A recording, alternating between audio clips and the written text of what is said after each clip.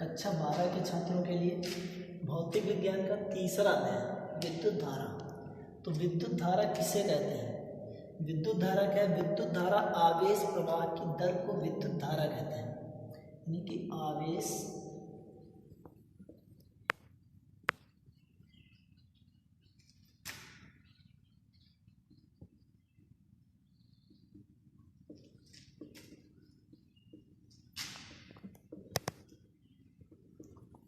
की दर को विद्युत धारा कहते हैं। इसे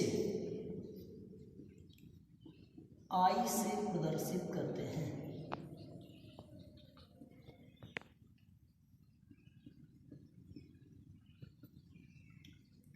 और I बराबर होता है Q/T, जहाँ Q है आवेश विद्युत धारा, यानी विद्युत धारा I बराबर Q/T। इसका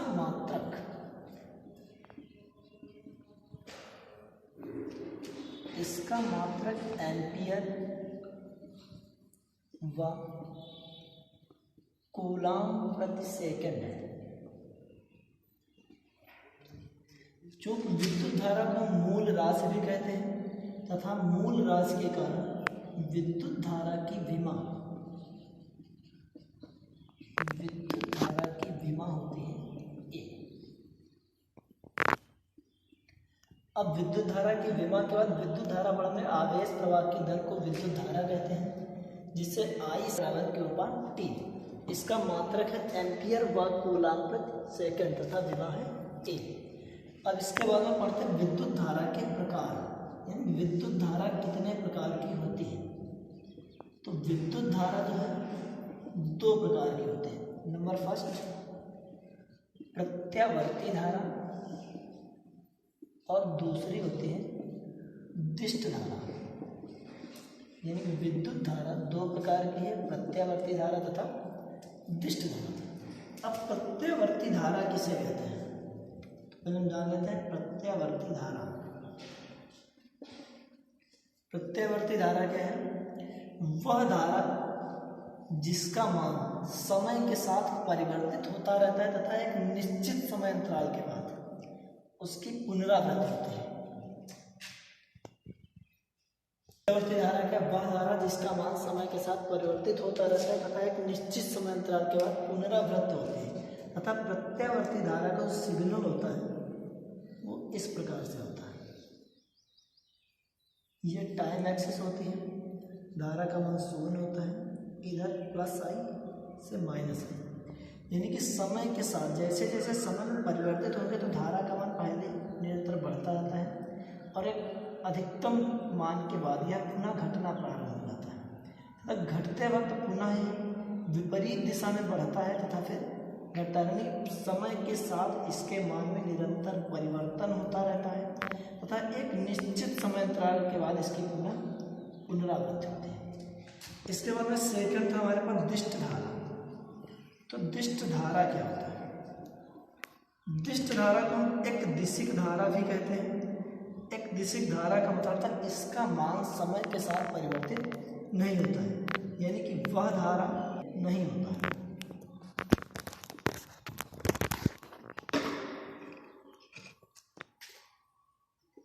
जिसका मान सदैव नियत रहता है और इसका जो सिग्नल होता है वो इस प्रकार से होता है कि यह धारा का मान परिवर्तित नहीं होता है, एक ही दिशा में सदैव प्रवाहित होती रहती है। इसके बाद में देखते हैं चालक में विद्युत धारा। चालक में विद्युत धारा का ऐसा है कि सभी चालक जो होंगे उन्हीं में विद्युत धारा प्रवाहित होती है, अचालकों में विद्युत धारा प्रवाहित नहीं होती। अब जानना चाहेंगे पहले चालक में विद्युत धारा का चालक क्या होते हैं और अचालक क्या होते हैं। तो चालक वे पदार्थ होते हैं जिनमें विद्युत धारा का प्रवाह आसानी से हो सकता है और अचालक वे पदार्थ होते हैं जिनमें विद्युत धारा का प्रवाह आसानी से नहीं होता है। तो चालकों में क्यों विद्युत धारा का प्रवाह होता है और अचालकों में क्यों नहीं होता है? चूंकि चालकों में होते हैं मुक्त इलेक्ट्रॉन और अचालकों में जो मुक्त इलेक्ट्रॉन होते हैं उनका होता है अभाव, इसलिए चालक में विद्युत धारा प्रवाहित होते हुए मुक्त इलेक्ट्रॉनों के कारण और चालकों में विद्युत धारा का प्रवाह नहीं होता है। यानी कहने का आशय कि चालक में विद्युत धारा का प्रवाह केवल मुक्त इलेक्ट्रॉनों के कारण होता है। और हमें मालूम है कि एक इलेक्ट्रॉन पर जो आवेश होता है, इलेक्ट्रॉन का आवेश होता है E, इसका मान होता है 1.6 × 10⁻⁻19 कूलम। तो इलेक्ट्रॉनों में चूंकि चालकों में विद्युत धारा का प्रवाह मुक्त इलेक्ट्रॉनों के कारण होता है और इलेक्ट्रॉन का आवेश होता है E, यानी कि किसी चालक से जितने इलेक्ट्रॉन प्रवाहित हो रहे होंगे, जितने ज़्यादा इलेक्ट्रॉन होंगे उतना ही आवेश होगा, क्योंकि आवेश Q बराबर होता है Ne, जहाँ Q आवेश है, N इलेक्ट्रॉनों की संख्या है और E एक इलेक्ट्रॉन पर आवेश है। यानी Q बराबर Ne से हमें पता चला कितने इलेक्ट्रॉन, जितने ज़्यादा इलेक्ट्रॉन प्रवाहित होंगे उतना ही Q का मान बढ़ेगा। तो चालकों में विद्युत धारा मुक्त इलेक्ट्रॉनों के कारण होती है और आवेश हो जाता है Q बराबर Ne, तो विद्युत धारा I बराबर Q/T है। इसको हम लिख सकते हैं Ne/T। ये होता है चालकों में विद्युत धारा। इसके बाद हम पढ़ेंगे ओम का नियम। तो देखते हैं ओम। तो ओम का नियम,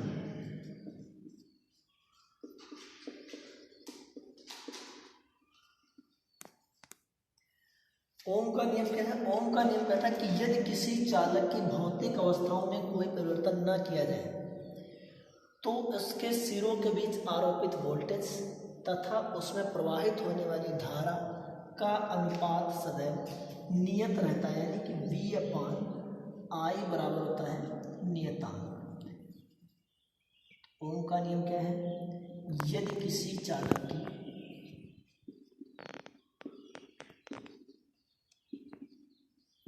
भौतिक अवस्थाओं में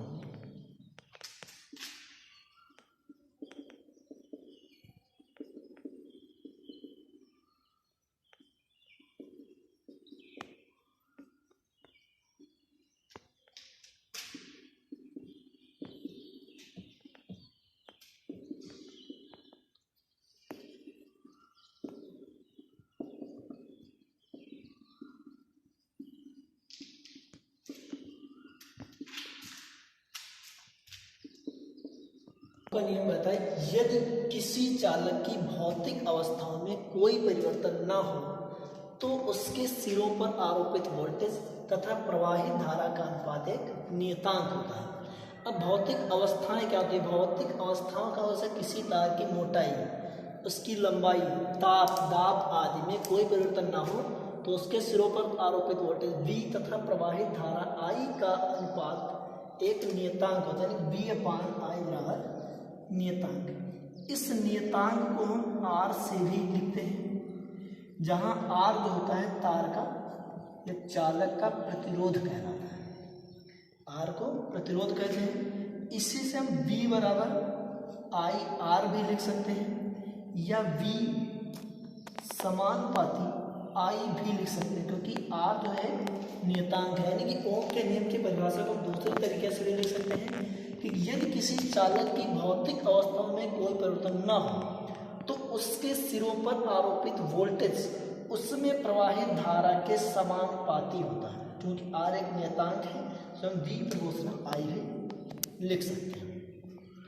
इसी को हम ग्राफीय रूप में भी निरूपित कर सकते हैं। मान लीजिए हमारा वोल्टेज के लिए V, ये हमारी विद्युत धारा I है। जैसे जैसे वोल्टेज का मान बढ़ेगा वैसे वैसे धारा का मान बढ़ेगा। ये एक सीधी रेखा हमारे ग्राफ जो प्राप्त होता है, एक सीधी रेखा प्राप्त होता है जो प्रतिरोध R को प्रदर्शित करता है। यानी प्रतिरोध जो है वो सदैव नियत रहता है।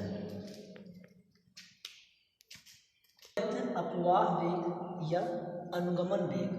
तो अपवाह वेग या अनुगमन वेग क्या है? तो अपवाह वेग या अनुगमन वेग वह वेग है चूंकि किसी बैटरी के द्वारा जब किसी चालक को जोड़ते हैं तो बैटरी का विभवांतर इलेक्ट्रॉनों को त्वरित गति प्रदान नहीं कर पाता है, बल्कि उन्हें उच्च विभव से निम्न विभव की ओर एक नियत सूक्ष्म वेग ही प्रदान कर पाता है। इस नियत सूक्ष्म वेग को अपवाह वेग कहते हैं। इसे बी डी से प्रदर्शित करते हैं। तो क्या है अपवाह वेग? चूंकि बैटरी का विभवांतर,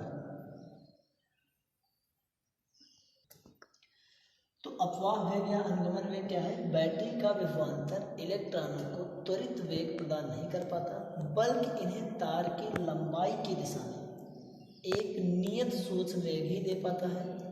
इस वेग को अनुगमन वेग कहते हैं और इसे वी डी से प्रदर्शित करते हैं। इसके बाद में देखेंगे अनुगमन वेग तथा विद्युत धारा में संबंध। इसके बाद हमारे पास है अनुगमन वेग तथा विद्युत धारा में संबंध।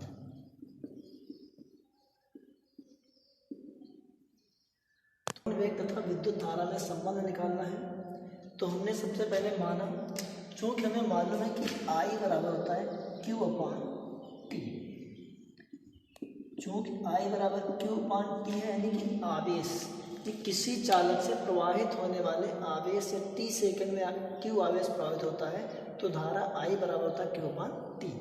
तो इसके लिए हमने माना E अनुप्रस्थ परिच्छेद क्षेत्रफल का एक चालक तार है जिसका अनुप्रस्थ परिच्छेद क्षेत्रफल A है, तथा इसमें उपस्थित इलेक्ट्रॉनों का अनुगमन वेग है Vd व प्रति एकांक आयतन में n इलेक्ट्रॉन है, यानी एकांक आयतन में इलेक्ट्रॉनों की संख्या है n।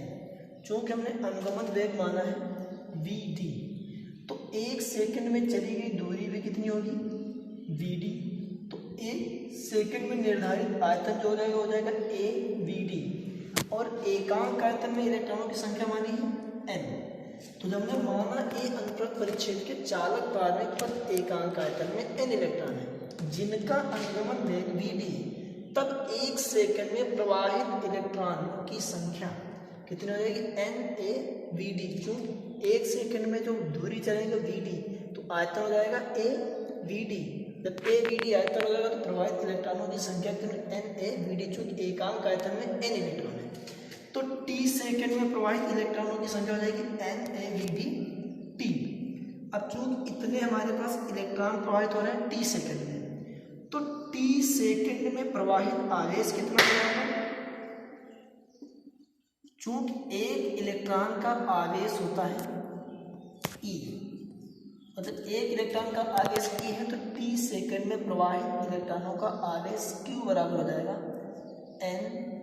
NaVd T into E। तो विद्युत धारा कितनी हो जाएगी T सेकंड में प्रवाहित होने वाली? चूंकि विद्युत धारा I बराबर है Q/T, तो ये हो जाएगा हमारा NaVd T into E/T। T से T कैंसिल, यानी विद्युत धारा I बराबर NeaVd, यानी कह सकते हैं कि विद्युत धारा तथा अपवाह वेग में संबंध ये होता है, जो I बराबर NeaVd। इसके बाद देखते हैं धारा घनत्व। धारा घनत्व क्या है? किसी चालक में किसी बिंदु पर प्रति एकांक क्षेत्रफल से गुजरने वाली धारा को धारा घनत्व कहते हैं। एकांक क्षेत्रफल से जितनी धारा गुजरती है उसे धारा घनत्व कहते हैं। इसे J से प्रदर्शित करते हैं, और J बराबर I/A, यानी इसका जो मात्रक होता है एम्पियर प्रति मीटर स्क्वायर। J बराबर I/A। इसके बाद में धारा घनत्व तथा अनुगमन वेग में संबंध। तो धारा घनत्व तथा अनुगमन वेग में संबंध के लिए चूंकि हमें मालूम धारा घनत्व, चूंकि धारा घनत्व J बराबर I/A तथा अनुगमन वेग व विद्युत धारा में जो संबंध निकाला था तो वो होता है I बराबर NeaVd। धारा घनत्व तथा अनुगमन वेग में संबंध निकाला था I बराबर NeaVd।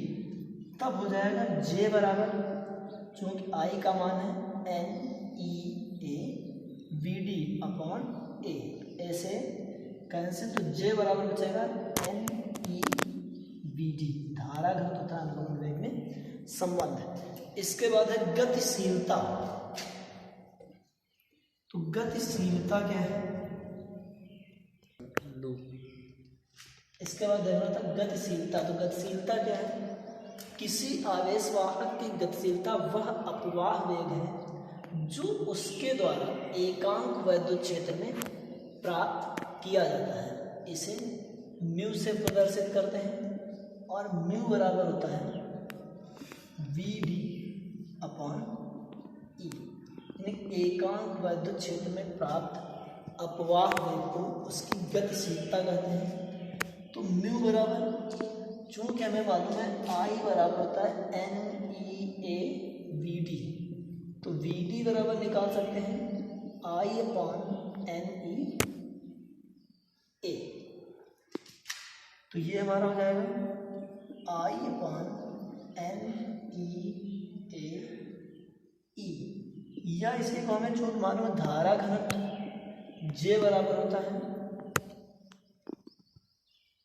आई अपॉन ए, और आई अपॉन ए से आई का मान हमने रखा था N E A we D upon A, तो इससे हम वी डी का मान निकालें तो वी डी बराबर आ जाएगा जे अपॉन एन ई, यानी उससे अगर निकालें तो म्यू बराबर हो जाएगा J upon n e capital E. ये हमारा गतिशीलता तथा विद्युत धारा में संबंध, और इसे गतिशीलता तथा धारा घनत्व में संबंध